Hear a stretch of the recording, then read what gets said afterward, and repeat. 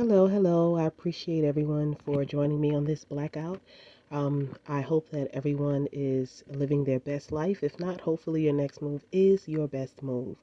The song ringing in my head is by Bobby Valentino, Don't Turn the Page. And part of the lyrics are, you don't have to turn the page. I read the story and it ends with you and me. And the part that stuck out most for me was that he said, I read the story. It ends with you and me. So it's like, and that's like the most, for me, those are the most important lyrics of the song, for right now at least. And what it is, you know, our counterparts,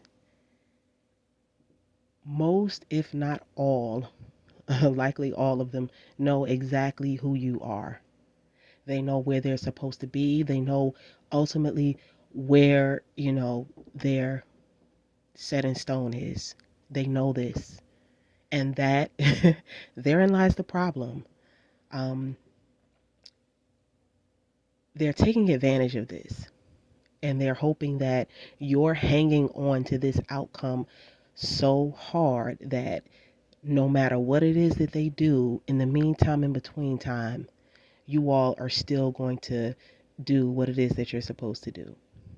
Now, granted, this may absolutely be the case. I mean, regardless of what happens, um, this is up to God. If He says at the end of the day, no matter how many trials, tribulations, ups and downs, you two are going to be together for my will, my greatest will to be done, then it is what it is. However, um, you know, you do have free will as to how the middle of the story plays out.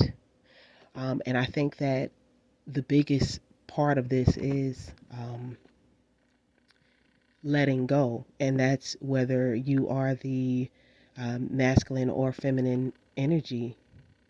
You both can know exactly where you're supposed to be, but if one counterpart is taking advantage of that, then their lesson still needs to be stop taking advantage. You have to let it go and put that love and put that love and those bubbling feelings and that urge to nurture and care, because us empresses, we have this big ball of just love and energy and just we just want to just do it all. We just have all the Care Bear patches, and we want to radiate all that all those Care Bear stares all into our counterpart. But there are many, many other avenues that love and care and nurturing can go. Many other avenues. And I think that once we embrace that, steering that energy that we have in other places, which I totally believe is a part of God's divine plan, then we'll get it.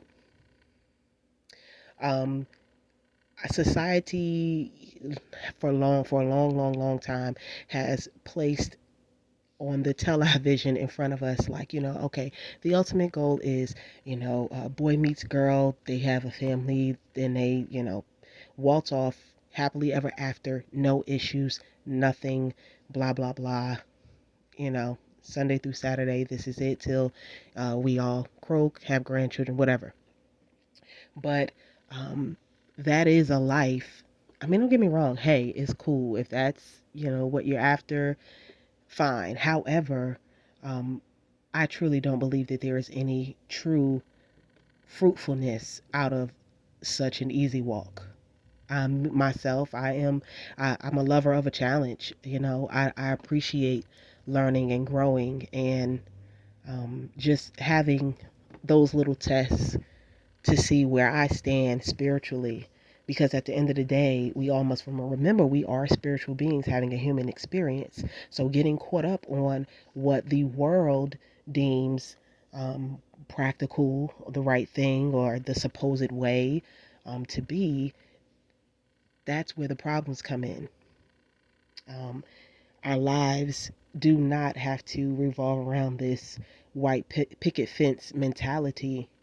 Of course, we absolutely can have those things. No one is at all saying that that's not possible. It truly, truly is. But I feel like we all need to go to God personally and truly and be 100% ready and willing to accept what it is that He says to us and to do what it is that He tells us to do. Because for some of us, this journey is longer than for others. Some people meet their divine counterparts, you know, in high school, and that's it. They go through their trials and tribulations as well, and such, and some people meet later in life. It doesn't matter. Whatever the case may be, divine relationships, divine partnerships, kingdom marriages, they are meant to help each party grow. Lessons on lessons on lessons. And once we truly understand that, I truly believe that we will be able to focus more on what it is that we really need to be doing here on this earthly plane. The relationship, the romantic relationship aspect of it is icing on the cake, cherry on top, um, whatever you want to call it. Me personally, I prefer to be in a situation where at the end game is going to be a much higher spiritual payout. When we opt for low level soulmates, yeah, I mean, you're going to be fine. You're going to be okay. God's going to allow it. But it's kind of like, like maybe taking out your Roth IRA early or something like that. Like, yeah, you can get the money. You're going to get the money. You're going to be fine. But we're going to tax you like 33%, something like that. But if you wait and you hang on and you finagle your finances so that you can wait till that end period, that ultimate goal period, you know what? You can cash out. We only take 10% and you are good to go. We ain't going to bother you ever again. And you have enough money to flip it and reverse it, do whatever you need to do, and play catch up. So, I feel like it's always everything in life is lease or finance. You pay your dues up front or you pay them across, time. Um, and, some people choose to catch the bus, hey, and it's all, listen, hey, to each his own. But, that is just a quick short message there. It just was ringing in my soul, and I really and truly hope that everyone that is on this journey that is supposed to have a divine counterpart, because not everyone will, have an ordained partnership. It's not meant for everyone. Um, there are even people in the Bible that have lived their lives single. You got monks, you got nuns, some people choose that way of life and it's a calling. They choose it or they don't, but it's a calling, and there's a purpose for that. There is a purpose for everything. And God gets the glory 100%. So just keep that in mind no matter what you do. Your relationship, your job, any little thing that's going on in your life, there has to be some glory that God gets out of it, either directly or indirectly. That is the goal. That is always, from here on out, that is my goal. Whatever I do, if God is not getting the glory at the end of the day, then I have no business doing it whatsoever. So, in these divine connections where these DMs are taking advantage of knowing that you all are the end game for each other, bookmark his tail.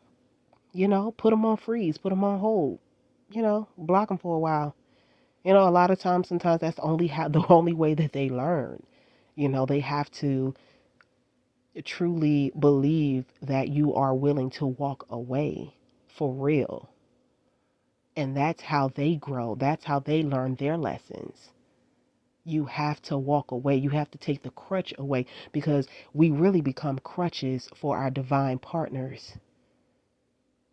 And you'll never learn. If you just don't, you're riding a bike, if you just don't take the training wheels off one day and try it, you'll never know if you can truly ride that bike without the help. You got to take them off. So, yeah, nobody's saying burn the book on your counterpart, but maybe it's time to bookmark it, you know? Holler at you, 6 months, whatever, 3, 6 months, a year, whatever, until they've learned their lesson and have decided to change in that area. And there may be multiple areas. That may not be the first time that you shut your counterpart out. But like I said, all these steps, all these things have to be divinely guided so that at the end of the day, God gets the glory. But other than that, y'all stay joyful as possible. And the greatest of these is love.